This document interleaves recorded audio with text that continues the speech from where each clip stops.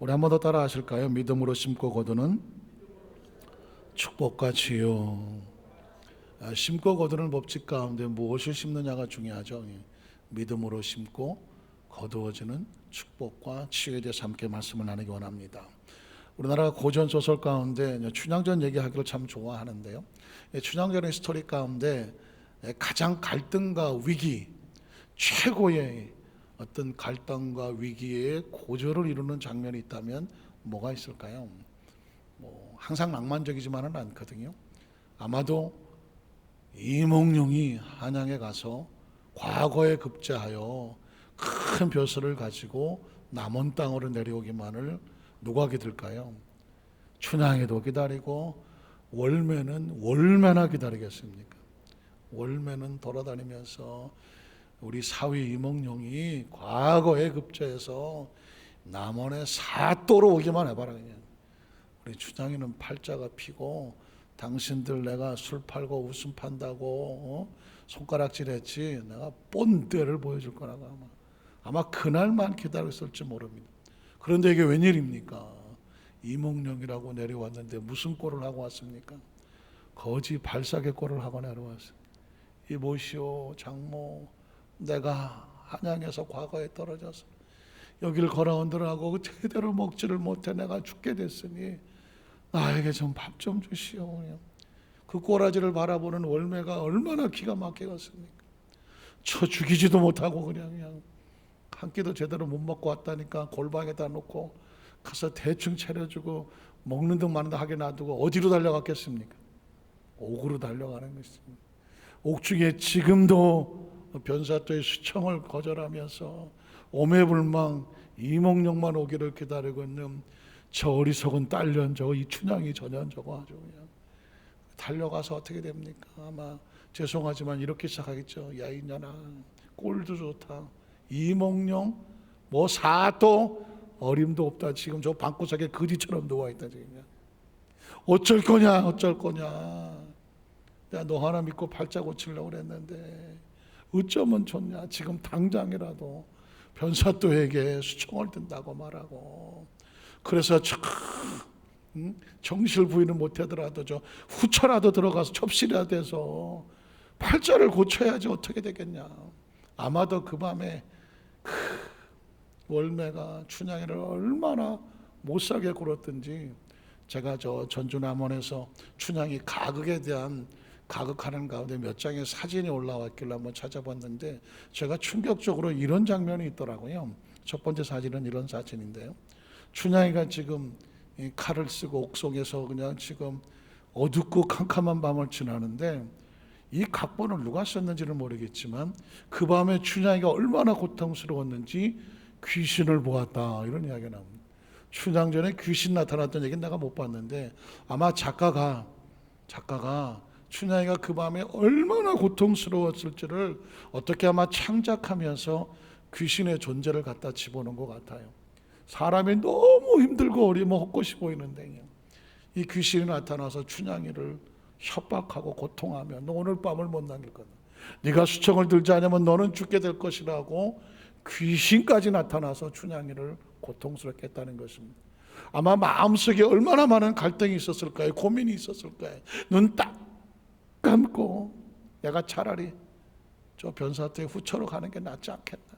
지금 이몽룡이는 지금 거짓골을 하고 저 방구석에 누워있다는데 내가 무슨 선택을 해야 나의 앞길이 열리겠나. 내가 어떤 선택을 해야 나와 그리고 저 월매 우리 친정어머니 그 고통스러운 어머니 앞길을 펼쳐줄 수 있겠나. 아마 그 밤에 수도 없이 생각을 했을 것입니다. 그러나 여러분 기억하시는 것처럼 춘향이가 그런 얘기를 하죠.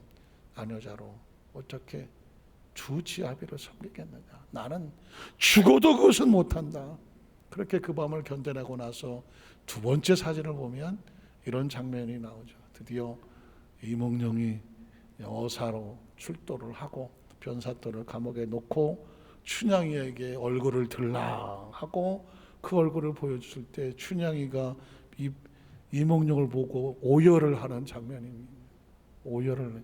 저 장면이 참 눈물이 나겠죠. 그 밤을 내가 어떻게 지냈는데 그 결과 꿈에도 그리던 이몽룡이 오사가 돼서 눈앞에 나니 아마 그동안에 있던 서름과 눈물과 고통과 그 모든 두려웠던 것이 한꺼번에 쏟아지지 않겠습니까? 세 번째 사진을 보면 월매가 신이 나서 춤을 추는 장면이나 그 밤에 그렇게 그냥 춘향이를 못살게 굴더니 아니 이게 거지인 줄 알았더니 알고 보니까 이몽룡이 어사가 돼 나타나니까 얼마나 좋은지 월매춤을 추고 있는 것이냐. 그리고 그 다음 장면에 보면은 이제 춘향이는 더 이상 옥중에 있는 그런 존재가 아니라 일어서서 어사의 품에 안긴 누구 부인?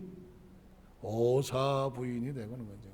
이렇게 스토리는 마무리를 됩니다. 여러분 춘향전의 주제가 뭡니까? 춘향전의 주제가 뭘까요?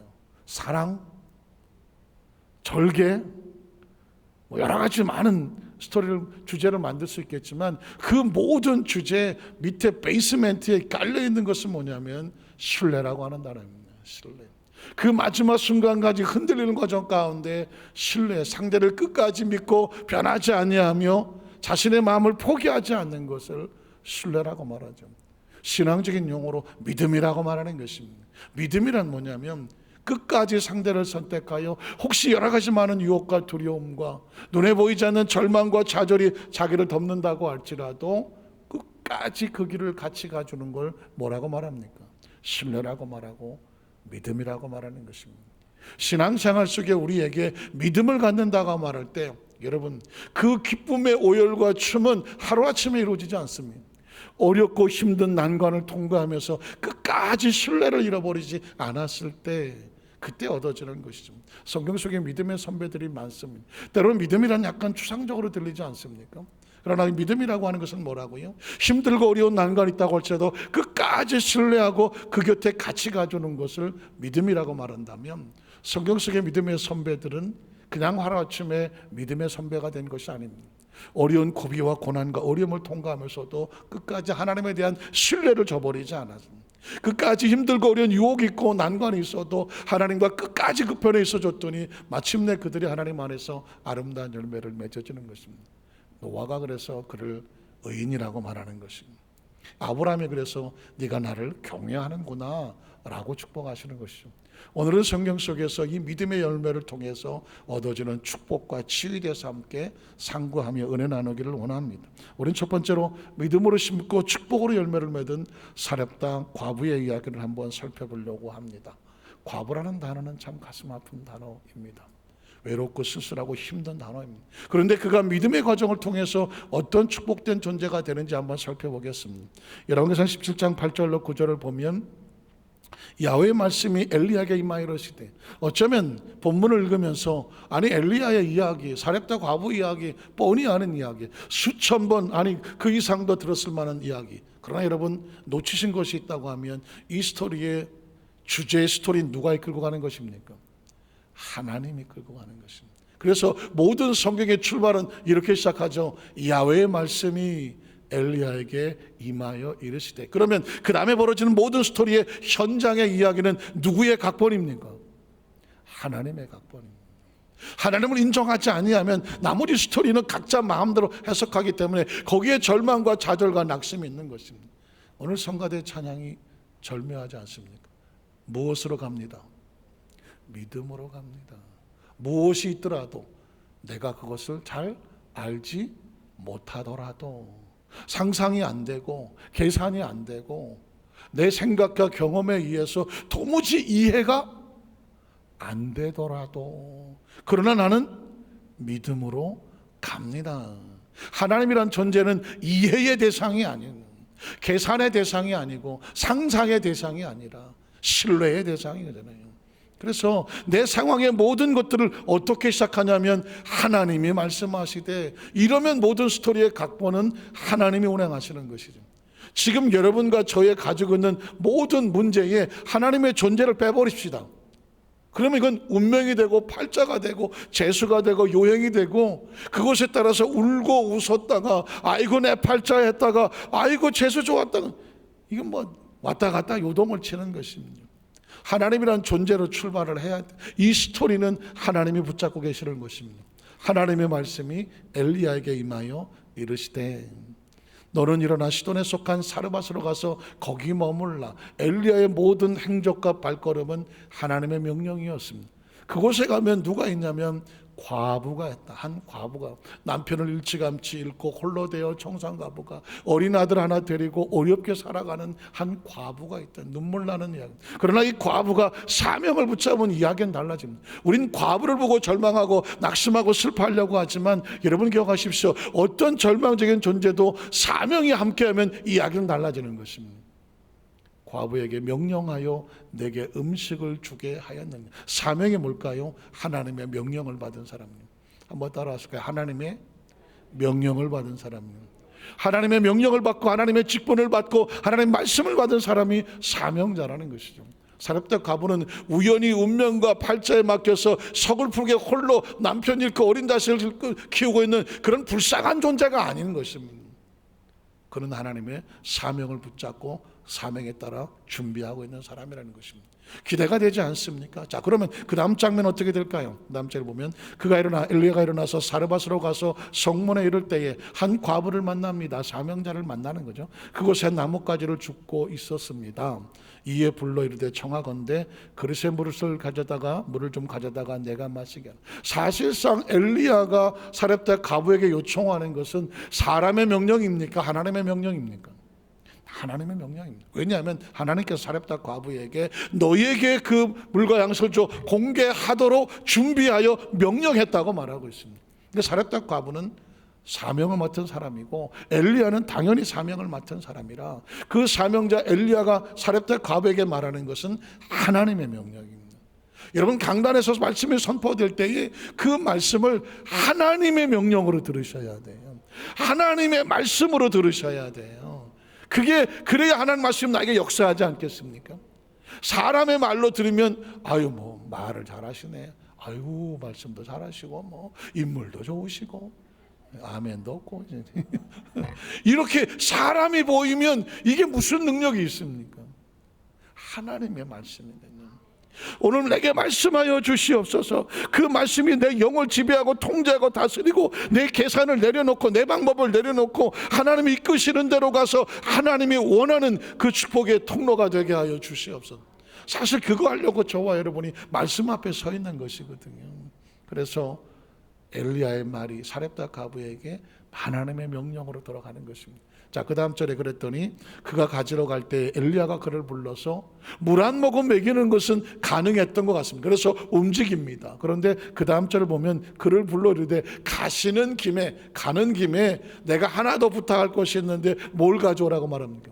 당신의 손에 떡 한 족을 좀 내게로 가져주시오. 나도 참시장합니다 라고 말을 합니다. 그런데 여러분 보십시오.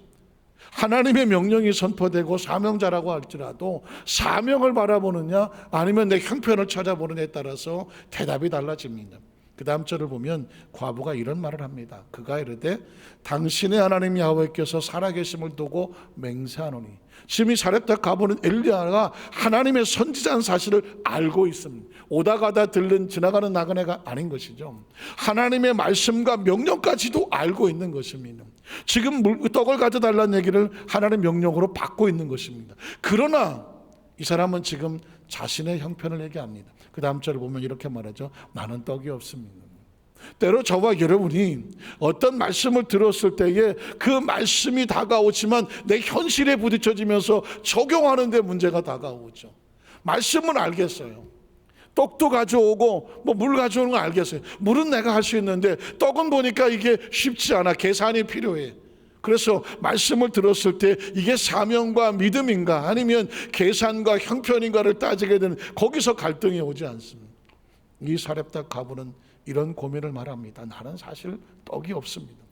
다만 밀가루통에 가루가 조금 남아있을 뿐이라 병에 기름이 조금 남아있습니다. 그래서 내가 어떻게 하려냐면 지금 내가 나뭇가지 둘을 줍고 있는 이유는 뭐냐면 그것으로 불을 피워서 남은 가루를 반죽을 하고 기름을 부어서 떡을 사실은 빵을 만드는 거죠.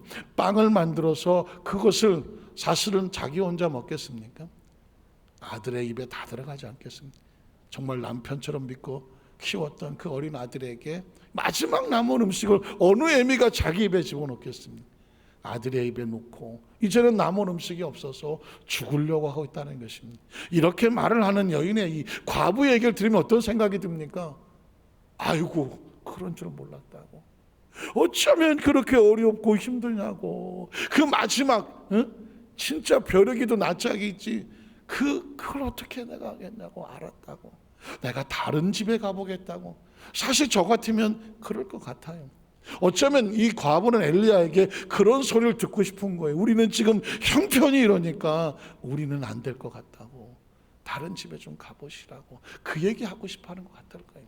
자, 그런데 엘리야는 그 다음 절에 뭐라고 말하냐면, 엘리야가 그에게 이르되 이렇게 합니다. 두려워하지 마십시오. 뭘 두려워합니까? 나머지 음식을 하나 뺏어갈까 봐, 그것도 못 먹고 죽을까 봐 두려워하지 말고, 하나님의 의도는 뭐냐면 당신이 하고 싶은 대로 가서 지금 빵을 구우시오.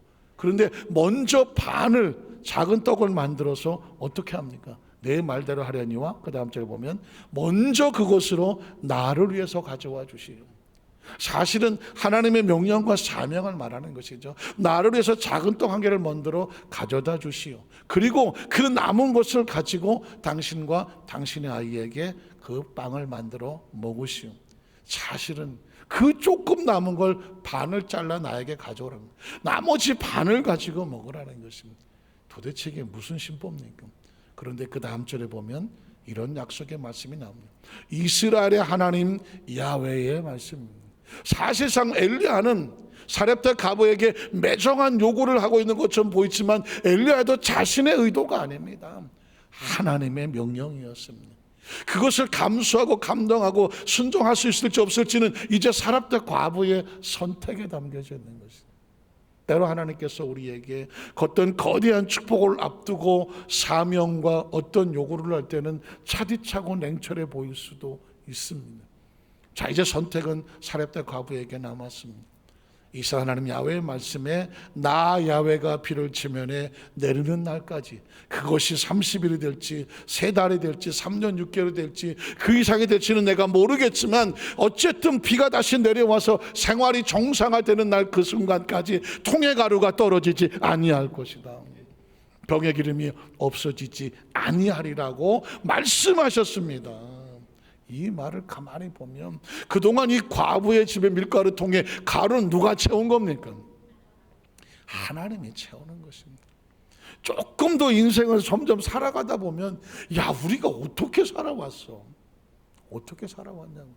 세상에 그래서 철학의 근본 명제가 뭡니까? 인생은 어디서 왔느냐, 무엇 때문에 사느냐, 어디로 가느냐. 이건 동서고금을 막론하고요, 조금만 머리에 생각이 있는 사람은 자기 존재에 대한 의문을 가진 사람은 인생은 어디서 온 거냐, 도대체 우리가 이 인생을 무엇 때문에 사는 거냐. 그러면 그토록 수많았던 그 선조들은, 선배들은 다 어디로 사라진 것이냐. 이게 인생은 꿈 같은 겁니까?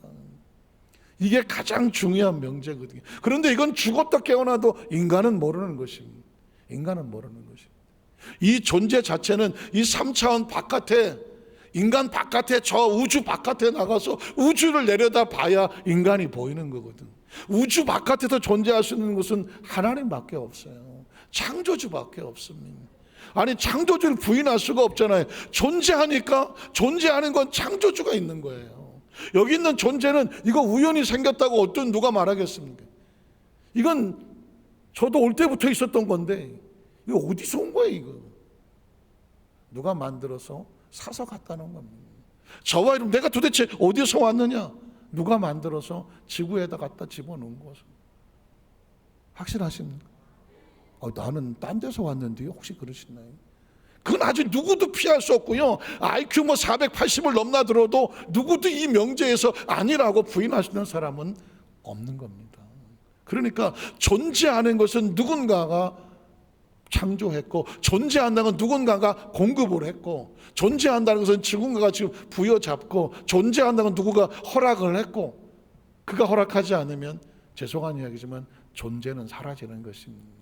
그래서 우리의 미래를 내가 언제까지 살겠다라고 누구도 장담을 못하는 이유는 뭐냐면, 미래는 우리의 영역이 아니라는 것입니다.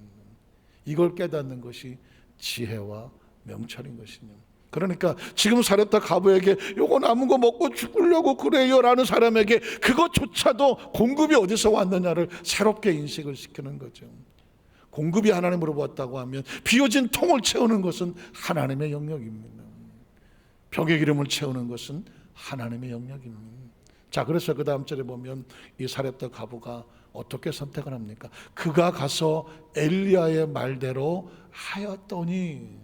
말씀은 쉽지만은요, 그렇게 행동하기는 뭘 내려놔야 됩니까? 내 생각을 내려놓아야지, 내 계산을 내려놓아야지, 내 방법을 내려놓아야지, 내가 그동안 가슴에 염려와 근심과 불안과 조절을 내려놓아야지. 이제 가루 떨어지면 어떡하고, 기름 떨어지면 어떡하고, 내 새끼 입에다 집어넣고 이거 사라지면 어떡하지? 그 끈질긴 모성애까지 내려놓아야 뭐가 됩니까? 하나님에 대한 신뢰가 되는 거죠. 거기에 대한 믿음이 되고 그 말씀을 따라갈 수가 있는 것입니다. 그러니까 신앙과 믿음이라고 하는 것은요, 철저하게 내가 가지고 있는 것들을 내려놓고 그에 대한 신뢰와 믿음을 가지고 나가는 걸 말합니다. 제가 아까 춘향이라는 얘기했지만 지금 이몽룡은 방구석에 엎어져서 지금 거짓골가 누워있고, 지금 변사 떠는 처슬이 벌에서 명령하고 있고, 내 처지는 지금 감옥에 칼을 쓰고 뒤집어지고, 오죽하면 귀신이 넘나들면서 나를 고통스럽게 하는 아무런 희망이 보이지 않는 그 밤인데요, 얼마나 어려운 밤을 지납니다. 인간의 갈등이란 감옥이란 다른 데 있지 않습니다. 내 안에 있지 않습니까? 여러분, 이 이야기는 저와 여러분의 이야기 아닙니까? 얼마나 많은 나를 고민하고 갈등, 이렇게 할까 저렇게 할까 왔다 갔다 하지 않습니까? 이걸 이 어둠을 뚫고 나와서 하나님에 대한 신뢰를 잃어버리지 않는 게 믿음이라고 한다면, 그게 지금 이 사렙다 과부가 하는 겁니다. 그가 가서 엘리야의 말대로 하였더니 그와 엘리야와 그의 식구가 여러 날을 먹었으나 야훼께서 엘리야를 통하여 하신 말씀 가치입니다.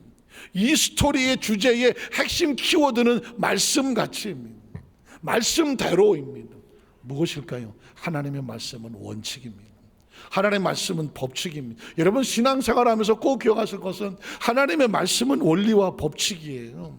수천 년 전에 있었던 상황이 지금도 시퍼렇게 살아서 우리에게 선포되고 있는 이유는 뭐냐면 말씀은 원칙이기 때문에 그렇습니다.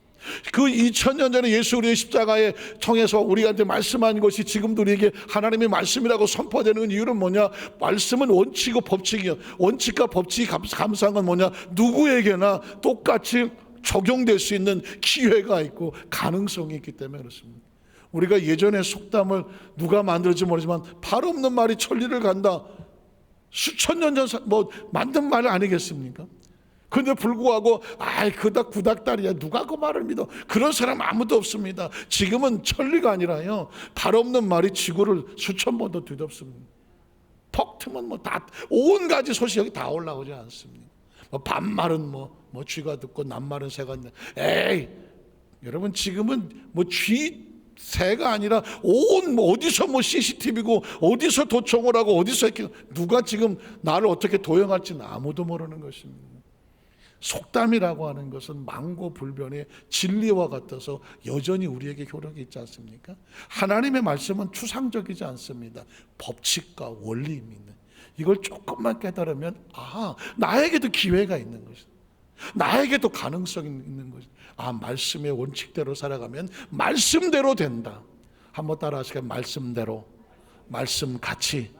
믿으시면 아멘 하시면, 이걸 빨리 깨닫는 사람들이 말씀 붙잡고 말씀대로 살아가면 말씀같이 이루어지는데 통의 가루가 떨어지지 아니하고 병의 기름이 없어지지 아니하리라는, 이 기적과 은총은 자신의 믿음의 선택에 담겨져 있는 것입니다. 여러분, 혹시 이초희라고 하는 이름을 아십니까? 이초희. 난 이초희. 누구예요? 어디 드라마에서 나오는 주인공 이름이에요? 어쨌든 간에 이초희 알 수 있겠네요. 또 이초희.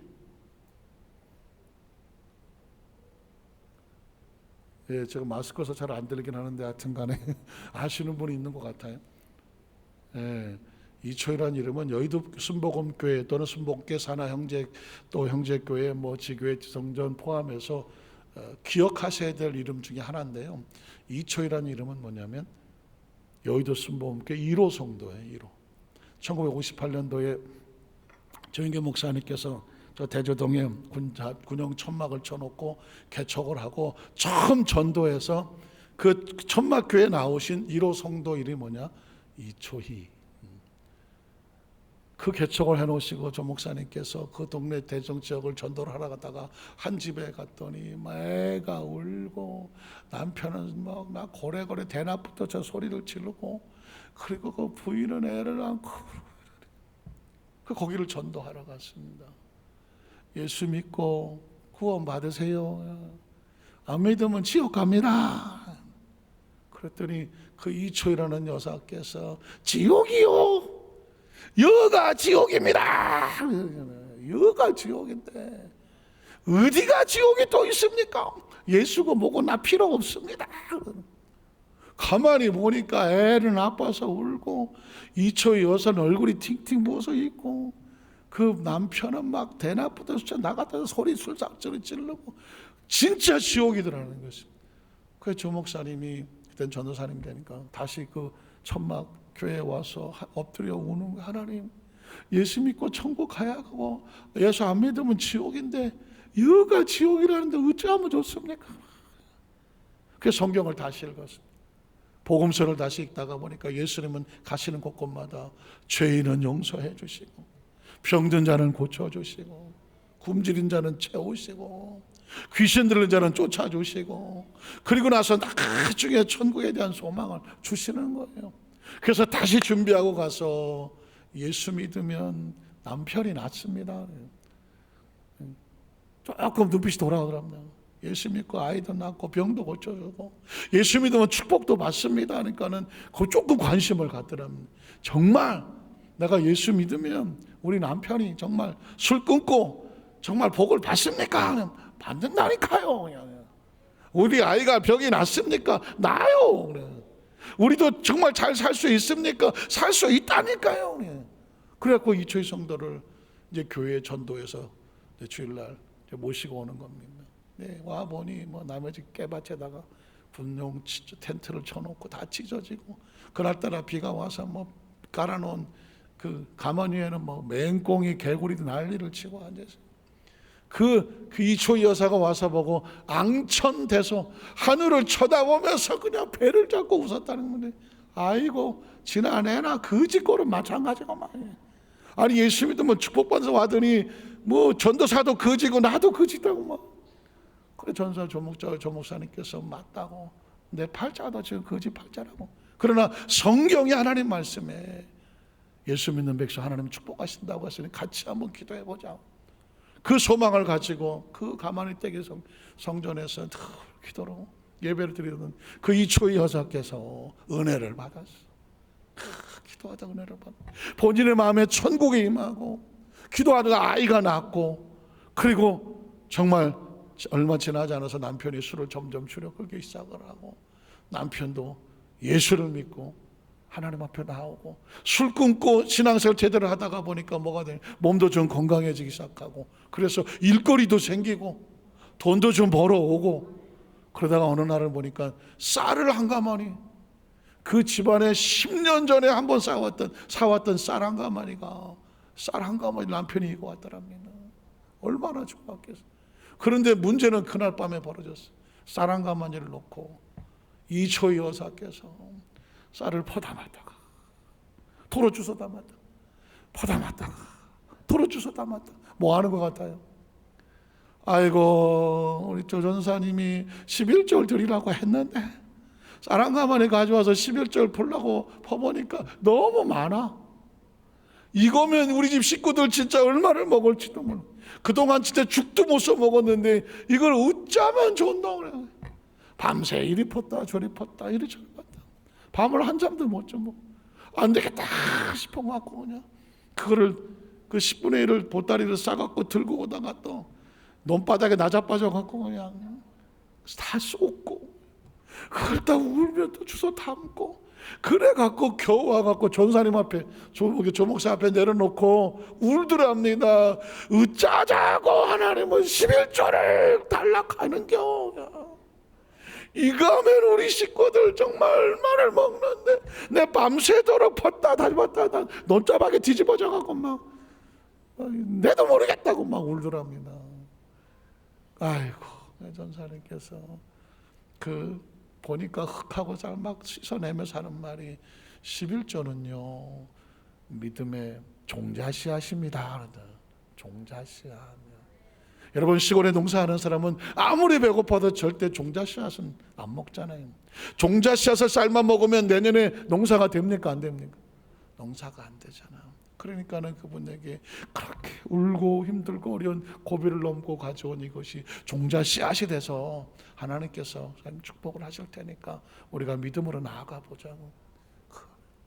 그 다음부터 열심히 이제 신앙생활 잘하셨는데 나중에 세월이 훗날 지나서 그 남편과 그 자녀 아들이 셋이 다 복을 받아서 미국에 이민을 한참 갈 때 미국 이민 가서 생활하시고 그 아들 셋은 미국에서 목사가 됐다고 하더라고요. 그러니까 아마 여러분 들어보셨죠? 아마 한 십수년 전인 것 같아요. 더 될 수도 있는데 한번 조 목사님이 간증을 하시더라고요. 우리 교회에 1호 성도가 2초의 성도인데 그 성도가 남편하고 자식들 데리고 한번 당회장실에 찾아왔었다. 그러면서 그 옛날 간증을 하시면서 그 믿음의 종자씨앗을 법칙으로 알고 심어서 하나님께 드렸던 그 가정이, 그 찢어지게 가냈던 가난 가정이 하나님께 복을 받았네.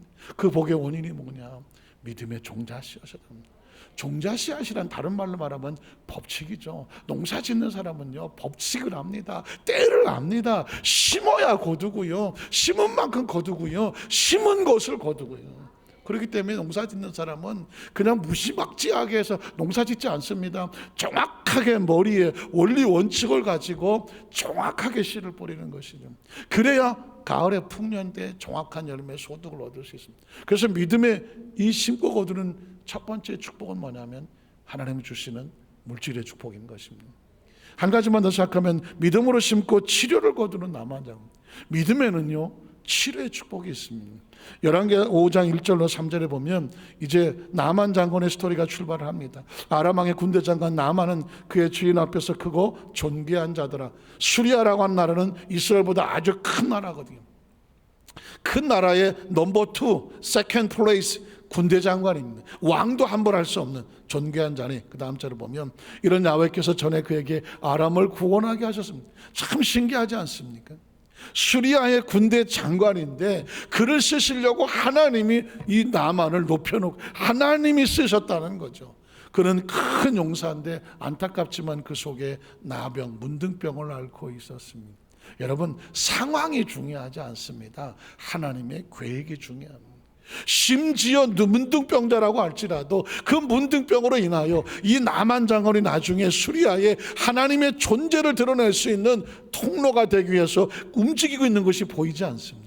그 다음 절을 보면 그래서 전에 아람 사람이 떼를 지어 나가서 이스라엘 땅에서 어린 소녀 하나, 기억하십시오. 어린 소녀 하나를 사로잡음에 그가 나만의 아내에게 수정을 들더니 뭘 하냐면 그 여준에게 이르되 우리 주인이 사마리아에 계신 선지자 앞에 계셨으면 좋겠나이다. 우리는 신앙생활하면서 모두가 막 잘 살고 모두가 대통령 되고 모두가 회장 되고 그냥 모두가 그냥 삐까번쩍했으면 좋을 것 같지만 진짜 중요한 삶의 축복은 뭐냐면 형편과 처지가 아니라 거기서 하나님의 사명을 감당해낼 수 있으면 그게 축복입니다. 그게 축복입니다. 이 어린 소녀는 계집종으로 포로로 끌려왔는데 이 소녀가 나만의 집에 들어간 이유는 나만 장군에게 하나님의 존재를 알리게 하는 겁니다. 어쩌면 복음을 전하는 전도자의 사명을 감는, 이 소녀는 이름도 나오지 않고 나이도 나오지 않고 생김새도 나오지 않으나 그는 정확하게 자기 사명을 감당해냈습니다. 오늘 저와 여러분에게 아주 중요한 것은 뭐냐면 하나님께서 지금 이 자리에서 나를 통하여 무슨 일을 하게 하시나 거기에 포커스를 맞추고 그것만 해낼 수 있다면 성공한 사람입니다. 모두가 대통령 될 필요 없어요. 모두가 회장 될 필요 없어요. 하나님께서 하나님 일을 하시는 데에 한 사람 한 사람 무명의 소절처럼 사용하시더라도 하나님이 사용하시면 그게 축복입니다. 그게 축복입니다. 수리아의 왕보다 중요한 것은 한 소녀가 나만 장군에게 하나님의 존재를 알리고 있다는 것입니다. 그 다음 절에 보면 그래서 그가 나병을 고치리다 하는지라. 그 다음 절 넘어가요. 나만이 들어가서 그의 주인에게 왕에게 말하는 것입니다. 이스라엘 땅에서 온 소녀의 말이 이러이러하더이다. 자기가 전해 들은 거죠. 그래서 어떻게 아람 왕이 이르되 갈지어다. 이제 내가 이스라엘 왕에게 그를 보내리라 하더라. 나만이 곧 떠날 새 은 10달란트와 금 6,000개와 의복 10벌을 가진 이 많은 재물을 가지고 가면 이걸 봐서라도 나를 고쳐주겠지. 재물을 의지해서 치료를 생각합니다.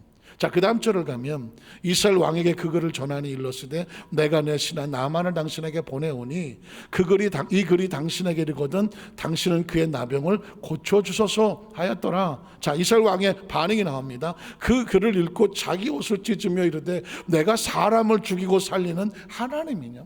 왕은 생각하기를 자기더러 문둥병 고치는 줄 알고 펄펄 뛰고 있습니다. 그리고 이렇게 말합니다. 입은 비뚤어서도 말은 똑바로 하죠. 내가 사람을 죽이고 살리는 하나님이냐 이런 얘기를 합니다.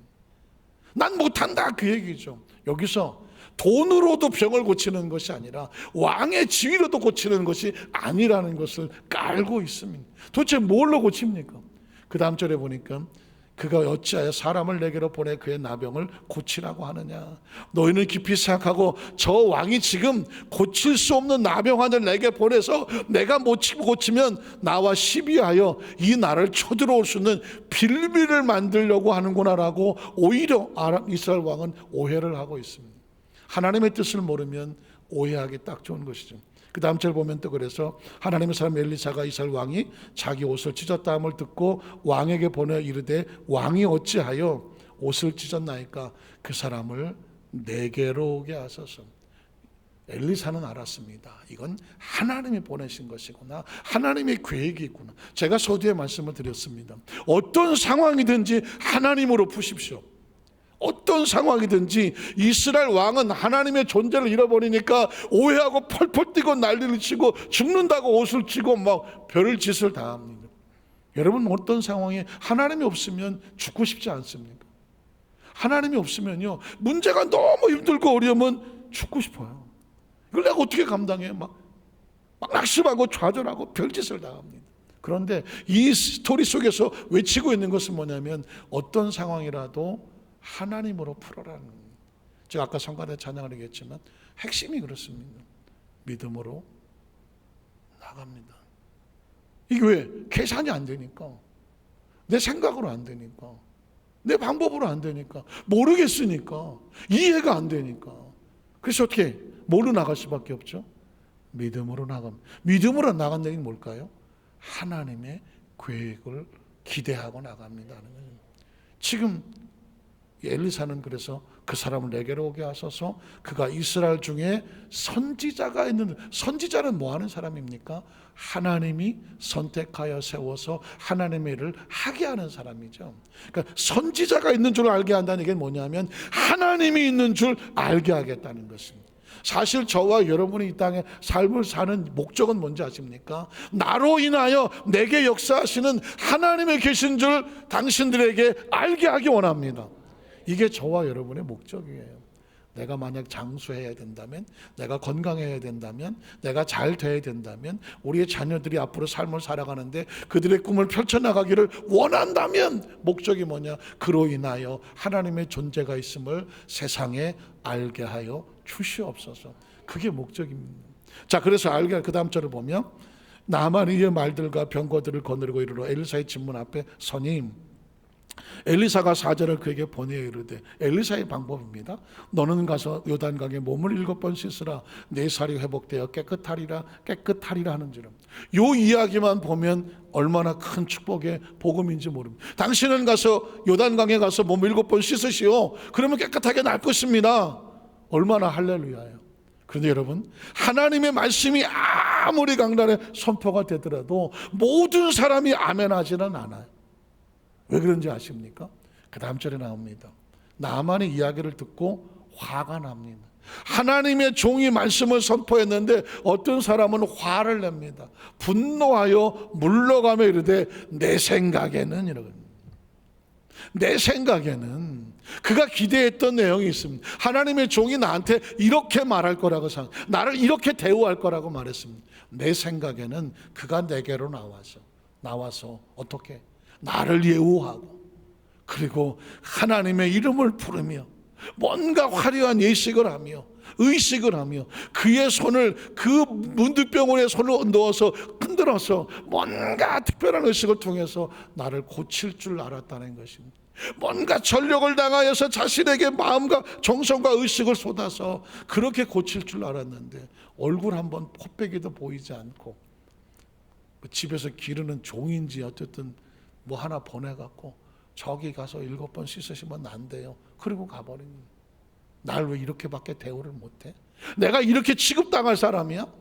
아니 내가 어디 저 강물에 들어가서 씻어서 날 것 같으면 내가 굳이 여기까지 와야 돼? 이게 나만의 생각입니다. 여러분이 하나님 앞에 나와서 예배를 드릴 때 혹시 이런 선입견을 갖고 있지 않습니까? 예배는 이래야 되고 말씀은 이래야 되고 하나님 말씀은 지금 나는 이런 생각 이렇게 하길 원합니다라고 혹시 생각을 갖고 나와 계시진 않습니까? 생각을 갖고 나왔다면 시험 들기 딱 좋습니다. 말씀이 안 들어오기 딱 좋습니다. 사실은 하나님 말씀을 들으려면 내 생각이고 내 계획이고 내가 가진 정보고 계산이고 이게 다 비워져야 됩니다. 무슨 말씀을 하시더라도 하나님 말씀에 순종하기를 원합니다. 내가 지금 나병으로부터 나아야 되는데 내가 이 사람이 하나님의 방법을 나에게 어떤 걸 하더라도 난 무조건 그걸 하겠습니다. 마음의 준비가 돼야 말씀에서 들어오는 거죠. 이건 듣고 이건 안 듣고 이건 되고 이건 안 되고 내가 계산을 다 하고 있거든요.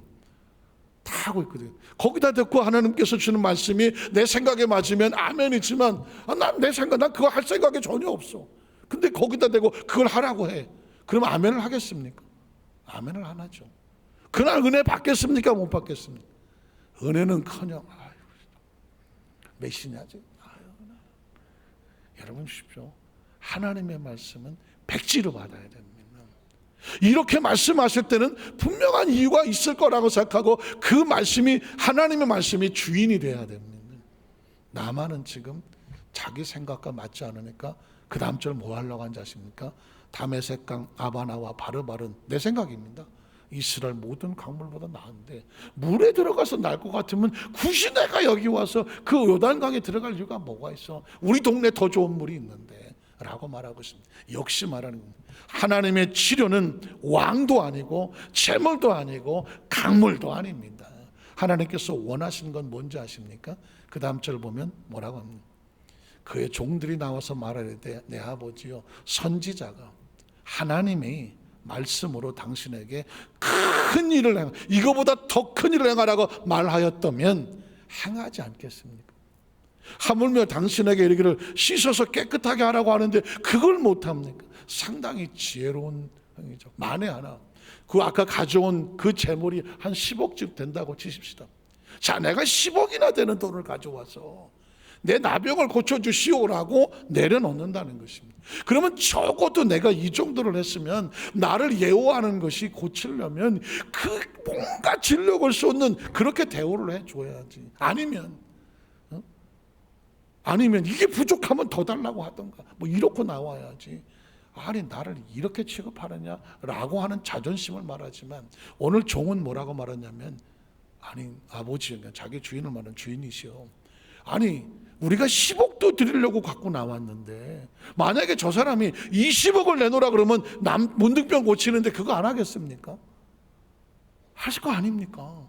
근데 지금 저 선지자가 10억을 달랍니까? 20억을 달랍니까? 그냥 말씀대로 가서 강에 가서 씻어 낫게 하라는 겁니다. 그러면 내 방법과 내 생각과 내 자격지심과 내 사고와 맞지 않더라도 순종하러 온 건데 그거 순종 안 됩니까? 라고 묻는 것이죠. 근데 여러분 참 되는 사람은 됩니다. 그 이야기를 듣고 나만이 이렇게 행동합니다. 나만의 이에 내려가서 쉬운 단어 같습니까? 기세가 등등하고 살기가 있던 사람이 꺾어주기가 쉽습니까? 종의 이야기 듣기 쉽습니까? 아닙니다. 그런데 내려갑니다. 하나님의 말씀에 설득당하는 것이 은혜입니다. 하나님 말씀에 내 생각을 내려놓고 내 사고를 내려놓고 내 방법을 내려놓고 말씀 앞에 거꾸로지는 것이 은혜입니다. 신앙생활의 많은 부분은 내가 너무 똑똑해서 은혜가 안 됩니다. 사실은 나만처럼 똑똑한 사람이 어디 있습니까? 그보다 잘 나가는 사람이 어디 있습니까? 지금 하나님의 기적과 축복은 그의 지성과 그의 똑똑함으로 받습니까? 아닙니다. 하나님의 말씀에 어린아이 같은 순종함으로 받습니다. 이에 내려가서 하나님의 사람의 말대로 요단강에 7번 몸을 잠그니 그의 살이 어린아이 살같이 회복되어 깨끗하게 되었더라고 말하고 있습니다. 이 나만의 스토리에서 아주 중요한 것은 뭐냐? 내 생각대로이냐 하나님의 말씀대로이냐입니다. 그것이 나를 살리느냐 죽느냐에 따라 달라집니다. 화가 나서 내 생각대로 한다고 도망을 쳐버리고 뒤로 가버리면 누구만 손해입니까? 나만 손해입니다. 그래서 그 사람의 이름이 나만. 만약에 하필 만약에 너만이었으면 어떡할 뻔해? 영어로 NURMAN, 너만 장군이 화가 나서 뒤로 돌아갔더라. 그러면 누구만 손해입니까? 너만 손해야. 너만 손해지. 그런데 이름이 나만이는 바람에 나만 손해가 되는 거예요. 여러분 진짜 중요한. 아니 모든 스토리 뒤집어 놓을 수도 있거든요. 나만이 그냥 기분 나빠서 그냥 안 들어갔어. 그냥 안 들어. 그까짓 우리 동네 가서 씻어. 갔어. 어떻게 됐을까요? 그 물에다가 100번 들락날락했는데 문득병은 여전하였더라. 누구만 손해요? 나만 손해요. 말씀을 정리하기를 원합니다.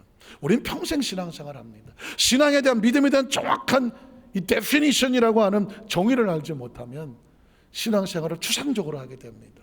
신앙은 정확한 의도와 계획을 가지고 의미도 알고 내가 행동해야 됩니다. 끝까지 신뢰하고 그 말씀을 믿고 때로는 어린아이 같지만 나만과 같이 사렙다 과부와 같이 말씀대로 원칙과 원리대로 가는 것입니다. 오늘 선포되는 말씀은 하나님의 원리와 원칙입니다. 누구에게나 적용이 되는 것입니다. 그래서 희망이 있는 것입니다. 절대 힘들고 어렵고 어두컴컴한 밤에 잔다고 뒤로 물러가지 마십시오. 그건 너만 손해입니다. 나도 손해고 하나님께서는 우리를 그것을 이겨내고 그 축복의 주인공이 되어서 다른 모든 사람들에게 믿음의 샘플이 되기를 원합니다. 온 성도들이 그 축복의 주인공이 되시기를 주님의 이름으로 축원합니다. 기도하겠습니다.